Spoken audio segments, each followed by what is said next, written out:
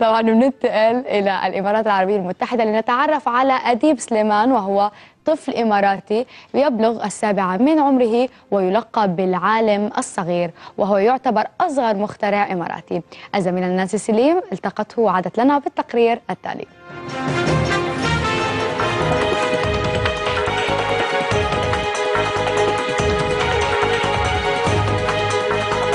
أنا اسمي أديب سليمان محمد إسماعيل بلوشي وعمري 6 سنوات.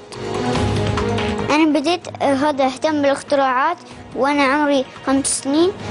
أديب طفل له عالمه الخاص وحياته الخاصة.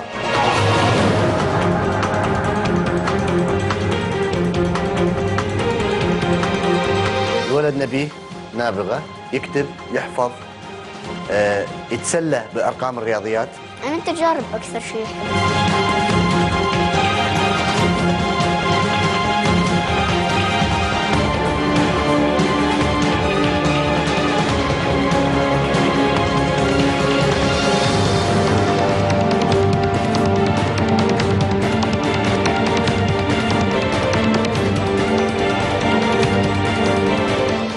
أوديه يشتري ألعاب، يشتري كتب تجارب علمية، أوديه يشتري ألعاب، يشتري ميكروسكوب، أوديه مثلا حديقة يروح يشوف العشب هذا كيف انزرع، ليش التلة الكبيرة هاي عليها زرع.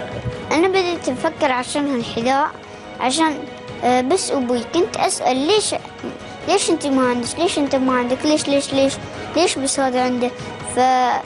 فأبوي قال لي عشان هو منصاب بشلل الأطفال.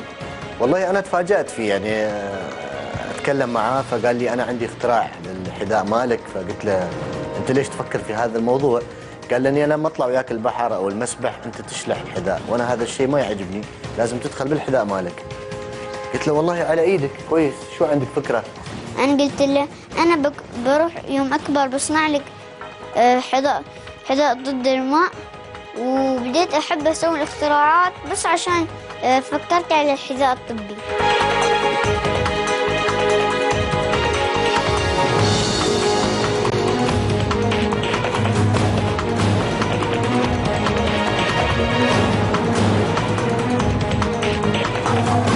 لفت انتباهي كثير الموضوع هذا، فعندي صديقي مختص في الأمور الطبية والأعضاء التقويمية وهالأشياء، وهو من أرمينيا، دكتور معروف عنده شهادات من ألمانيا، فجبته والله للبيت ورحنا له للورشة، فبدأ يتناقش مع أديب في أشياء أنا طلعت عليها قبل 2 شغالين فيها في ألمانيا، بس أديب كان طفل ما يعرف شيء، فكيف أديب يناقش في مواضيع مثل هاي؟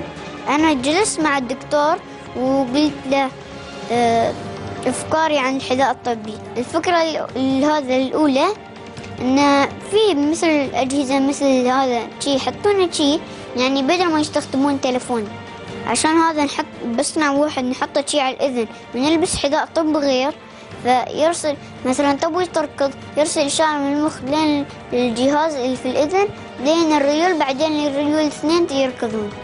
أنا عندي فكرة الهيدروليك، ويعني هذا الكل عنده هذا شغل في هذا، وأكيد مو موجود عن الهيدروليك. ترى الهيدروليك شي يمشي من دون هالقطع، ويوم تيلس بدون هالقطع كله تيلس شي عادي. والهيدروليك مثل ريل، هذا طبيعية بس تلبسه، وهاي تلغى، فبس تلبسه تركض على راحتك، تنقز على راحتك تقدر تستخدمه.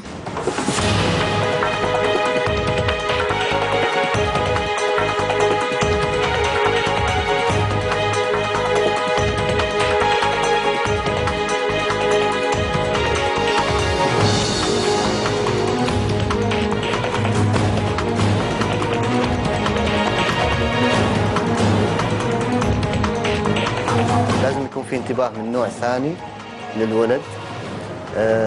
بدينا نطرح المواضيع، بدينا نتكلم مع المدرسة، تكلمنا مع المنطقة التعليمية، بدأ يدخل عمل تجارب علمية، ترشح من دبي على مستوى دولة الإمارات العربية المتحدة، حصول على المركز الأول في مستوى اللغة الإنجليزية المراحل السنية، ومن ثم ترشح إلى وزارة التربية والتعليم سعادة وزير التربية والتعليم حميد القطامي سلم جائزة التميز في التجارب العلمية باللغة الإنجليزية.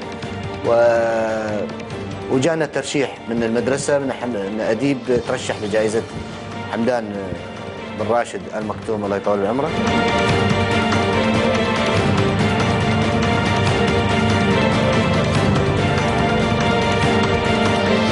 يوم أبوي أكبر أبوي يستوي عالم عشان أخدم البلاد والبشرية.